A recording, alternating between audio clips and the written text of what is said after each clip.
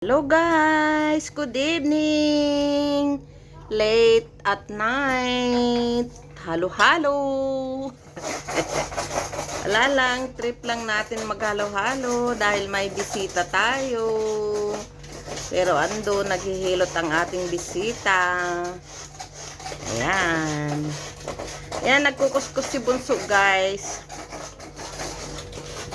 Lakas tama guys, 12 o'clock in the morning.